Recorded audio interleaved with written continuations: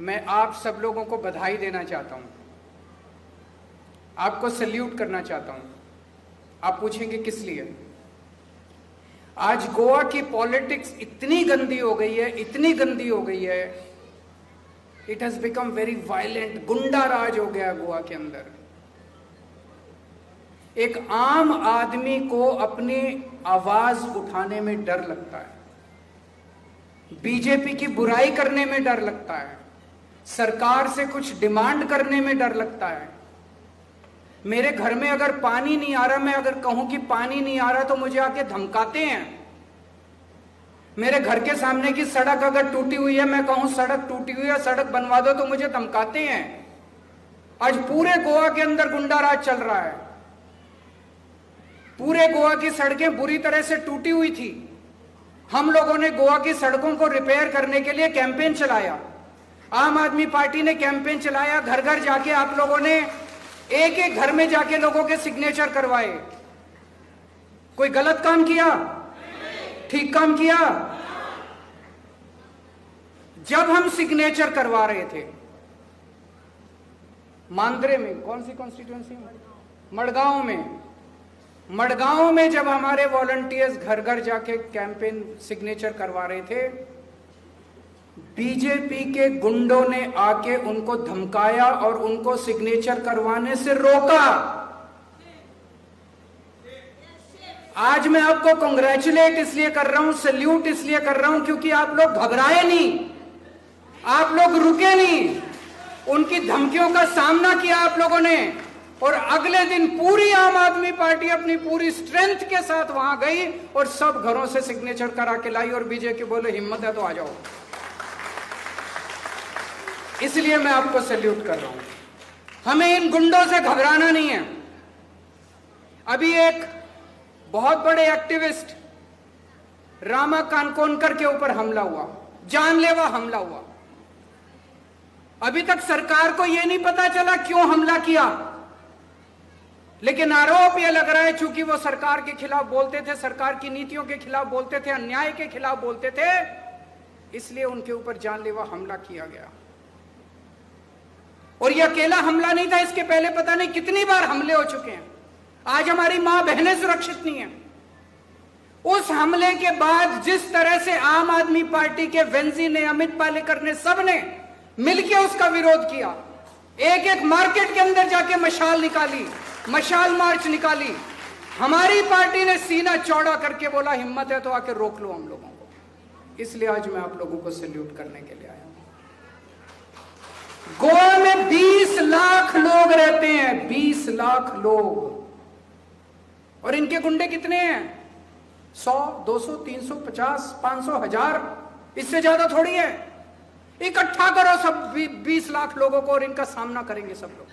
पूरा गोवा मिलकर इन लोगों का सामना करेगा। आज गोवा का एक एक आदमी डरा हुआ है। आपको कोई भी डरा हुआ गोवन अगर दिखाई दे, उसके साथ खड़े हो जाओ, उसके मन का डर निकालो, उसका साथ दो। आम आदमी पार्टी उसका साथ देगी, आम आदमी पार्टी के कार्यकर्ता एक एक गोवन का साथ देंगे। भगवान बुद्ध का नाम सुना है सबने? भगवान बुद्ध का नाम सुना है सबने? सिद्धार्थ गौतम, वो एक राजा के बेटे थे।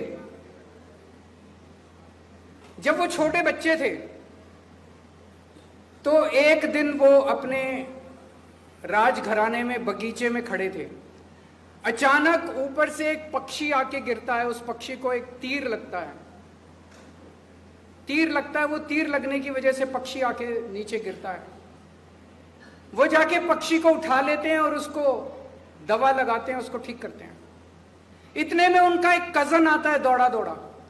वो कजन कहता है इसको तीर मैंने मारा है, इसको तीर मैंने मारा है, ये पक्षी मेरा है, इसके ऊपर अधिकार मेरा है। सिद्धार्थ गौतम कहते हैं इसे मैंने बचाया है, इसके ऊपर अधिकार मेरा है। दोनों राजा के पास जाते हैं। कजन कहता है कि इसको तीर मैंने मारा, यह पक्षी मेरा है। सिद्धार्थ गौतम कहते हैं इसे मैंने बचाया, यह पक्षी मेरा है। राजा को कहते हैं कि आप न्याय कीजिए कि पक्षी किसका है। राजा कहते हैं दोनों दूर दूर खड़े हो जाओ। वो दोनों दूर दूर खड़े हो जाते हैं। पक्षी को बीच में रख दिया जाता है और राजा कहता है पक्षी जिसके पास जाएगा पक्षी उसी का है। और पक्षी धीरे धीरे धीरे धीरे चलता चलता सिद्धार्थ गौतम के पास पहुंच जाता है। गुंडागर्दी करने वाले से बचाने वाला ज्यादा बड़ा है। वो कजन कौन था? वो कजन बीजेपी है जो गुंडागर्दी कर रही है। सिद्धार्थ गौतम कौन है? वो आप लोग हैं, आम आदमी पार्टी के वॉलंटियर्स हैं जिन्हें गोवा के लोगों को बचाना है। और वो पक्षी कौन है? गोवा की जनता है जिसके ऊपर गुंडागर्दी कर रही है ये बीजेपी वाले। तो अगर आप गोवा के लोगों के साथ खड़े होंगे, उनकी रक्षा करेंगे, गोवा के लोग अपने आप आपके साथ आ जाएंगे, आपको कुछ करने की जरूरत नहीं पड़ेगी। दूसरी चीज, अभी जिस तरह से आम आदमी पार्टी के वॉलंटियर्स जगह जगह क्लिनिक खोल रहे हैं, ये हमें एक मौका देता है क्लिनिक के जरिए सेवा करने का। हम लोग राजनीति में क्यों आए थे? हम लोग केवल इसलिए थोड़ी आए थे कि बस चुनाव लड़ेंगे सत्ता में आएंगे, चुनाव लड़ेंगे सत्ता में आएंगे। आप में से यहां जितने लोग बैठे हैं, इनमें से 90% लोगों को कभी ना बीजेपी से लेना देना था, ना कांग्रेस से लेना देना था। आम लोग हैं आप लोग, हम लोग भी आम लोग हैं। हमारी पार्टी में जितने नेता हैं, 90% नेता आम बैकग्राउंड से आते हैं। कभी हमें ना मेरे पिताजी नेता थे, ना मेरी माताजी नेता थी, ना नाना दादा चाचा ताऊ मामा, कोई मेरा नेता नहीं था। हम लोग आम लोग हैं, इस देश के आम लोग हैं। हम लोग कुछ करने के लिए आए थे, सेवा करने के लिए आए थे राजनीति के अंदर। ये मोहल्ला क्लिनिक जो आपके अलग अलग इलाकों में खुल रहे हैं, ये आपको सेवा करने का मौका देते हैं, बहुत बड़ा मौका देते हैं सेवा करने का, पुण्य कमाने का मौका देते हैं। जब आप इस मोहल्ला क्लिनिक में किसी भी बीमार आदमी को लेके जाते हैं, उसका इलाज कराते हैं, वो आपको आशीर्वाद देता है। जब भी शाम को किसी, आज मान लीजिए कोई इलाज करा के गया, शाम को जब आप उसके घर जाते हैं और उससे पूछते हैं कि आप कैसे हैं, ठीक ठाक दवाई मिल गई, डॉक्टर ने ठीक किया, वो आपको आशीर्वाद देता है, बहुत खुश होता है। और सभी धर्मों में लिखा हुआ है। मैंने जब आईआईटी खड़गपुर से मैंने मैकेनिकल इंजीनियरिंग की, उसके बाद मैंने 3 साल टाटा स्टील में नौकरी की।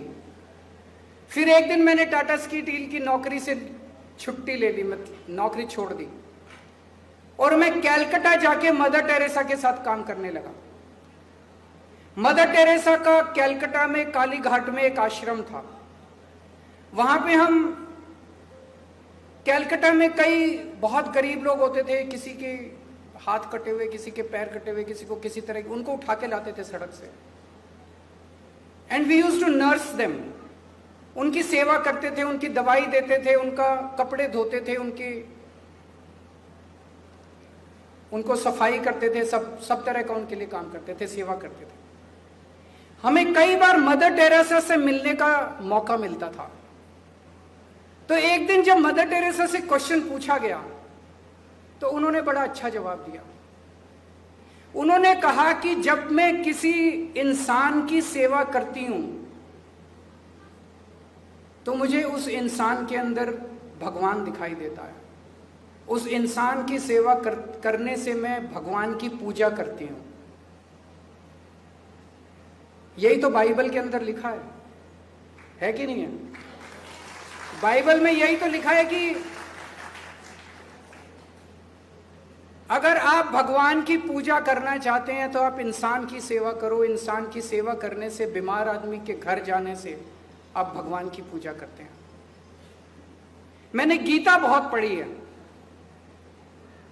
और पिछली साल जब मैं 1 साल जेल गया, जेल में 5 या 6 बार मैंने बार बार गीता पढ़ी, शुरू से लास्ट तक।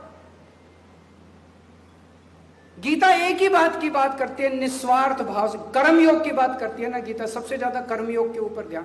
कर्मयोग मतलब निस्वार्थ भाव से सेवा करना। कोई भी धर्म हो, कोई भी किताब उठा के देख लीजिए धार्मिक, सब आपको सेवा करने के ज्ञान देते हैं। आज ये मोहल्ला क्लिनिक आपको सेवा करने का मौका दे रहा है, पुण्य कमाने का मौका दे रहा है। ये मौका आपको केवल आम आदमी पार्टी में ही मिल सकता है। खूब सेवा कीजिए लोगों की, खूब सेवा कीजिए लोगों की, खूब पुण्य कमाइए। और जब आप आम आदमी पार्टी के लिए काम कर रहे हैं, आप ये मत सोचिएगा कि आप आम आदमी पार्टी के लिए काम कर रहे हैं। आप यहां पे एक एक व्यक्ति गोवा के लिए काम कर रहे हैं, गोवा को ठीक करने के लिए काम कर रहे हैं। आज सुबह मैंने बताया, मैं दोबारा यहां रिपीट करना चाहूंगा, पिछले 60 साल में गोवा पे कुछ चंद परिवारों ने कब्जा किया हुआ है। मैं लिस्ट बना रहा था। There are roughly 13 or 14 political families who have a vice-like grip on the politics of Goa. कब्जा किया हुआ उन्हें गोवा के ऊपर। ये पार्टी आई कि वो पार्टी आई, ये 14 फैमिलीज राज करती हैं केवल। पहले इनके दादाजी चुनाव लड़ते थे, फिर इनके पिताजी चुनाव लड़ने लगे, फिर ये खुद चुनाव लड़ने लगे, इनके बेटे चुनाव लड़ने लगे, इनकी बीवी चुनाव लड़ने लगी, इनका भाई चुनाव लड़ने लगा। ये सारे गोवा के लोग क्या पागल हैं? 20 लाख लोग गोवा के अंदर है, क्या चुनाव लड़ने का अधिकार इन्हीं 14 फैमिलीज को है? आप लोगों को चुनाव लड़ने का अधिकार नहीं है? आपके बच्चे चुनाव क्यों नहीं लड़ते? आपकी बीवी चुनाव क्यों नहीं लड़ती? आपका भाई चुनाव क्यों नहीं लड़ता? आपको टिकट क्यों नहीं मिलती? कांग्रेस कभी आपको टिकट नहीं देगी, बीजेपी आपको कभी टिकट नहीं देगी। केवल आम आदमी पार्टी है जो वेंजी को और क्रूज को टिकट दे सकते हैं, जिनका ना बाप नेता था, ना भाई नेता था, ना दादा नेता था। इन फैमिलीज ने गोवा के सारे रिसोर्सेज पे कब्जा कर लिया है। सारे बिजनेस इनके हैं, माइनिंग का बिजनेस इनका है, इलीगल कंस्ट्रक्शन इनका है, सारे गवर्नमेंट कॉन्ट्रैक्ट्स इनको मिलते हैं, चाहे बीजेपी में हो, चाहे कांग्रेस में हो, चाहे ऑपोजिशन में हो, चाहे रूलिंग में हो, सारे कॉन्ट्रैक्ट्स इनको मिलते हैं। जमीन सारी इनकी है, सारे ठेके इनके हैं, सब कुछ इनका है। मैं आज आपसे पूछना चाहता हूं, गोवा की सरकार के ऊपर किसका कंट्रोल होना चाहिए? गोवा के लोगों का कि इन फैमिलीज का? जोर से बोलिए। गोवा के रिसोर्सेज के ऊपर किसका कंट्रोल होना चाहिए? गोवा के लोगों का कि इन फैमिलीज का? गोवा के रिसोर्सेज आपके लिए इस्तेमाल होने चाहिए। गोवा के नेचुरल रिसोर्सेज, पहाड़, जंगल, सारी नदियां, जितने भी रिसोर्सेज हैं, सारे आपके लिए, आपके बच्चों के लिए स्कूल बनने चाहिए, आपके फैमिली के लिए अस्पताल बनने चाहिए, सड़कें बननी चाहिए, बिजली आनी चाहिए, पानी आना चाहिए, उसके लिए खर्च होना चाहिए। इस सारा लूट लिया इन कुछ फैमिलीज ने, और इनको आप लोगों से कुछ लेना देना नहीं, किस इनको केवल पैसे कमाने हैं। ये चुनाव 2027 का चुनाव is going to be critical. ये चुनाव केवल पॉलिटिकल पार्टी बदलने वाला चुनाव नहीं होगा। एक बार कांग्रेस, एक बार बीजेपी, एक बार कांग्रेस, एक बार बीजेपी। ये चुनाव सिस्टम बदलने का चुनाव होगा। इस सिस्टम को बदलना है। बीजेपी और Congress are a part of the same system. BJP और कांग्रेस एक ही सिस्टम है। कुछ फैमिलीज इधर है, कुछ फैमिलीज इधर है, इनके जॉइंट बिजनेस चलते हैं। जॉइंट बिजनेस है कि नहीं है? जॉइंट बिजनेस चलते हैं इन लोगों के। हमें बेवकूफ बनाते हैं, कहते हैं इस बार बीजेपी हार गई, इस बार कुछ नहीं हारता, ये सिस्टम काम करता रहता है। इस बार ये सिस्टम बदलना है, उसके लिए आपको काम करना है। So when you work for Aam Aadmi Party, be very clear, you are not working for Aam Aadmi Party, you are working for Goa. Goa का सिस्टम बदलने के लिए आप लोग काम कर रहे हैं, आपको काम करना है।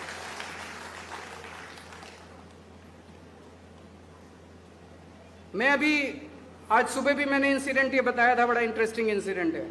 मैं अभी गोवा आ रहा था दिल्ली से, तो फ्लाइट में मेरे बगल में एक गोवा का आदमी बैठा हुआ था, तो पॉलिटिक्स की बात होने लगी। बोला सर ये बीजेपी कांग्रेस सब एक जैसे हैं, कांग्रेस तो बीजेपी की जेब में है। मैंने कहा कैसे? बोला कांग्रेस का प्रेसिडेंट तो सीएम की जेब में है। मैंने कहा कैसे? आप कैसे कह सकते हैं ऐसे? कांग्रेस के प्रेसिडेंट का नाम शायद अमित पाटेकर है,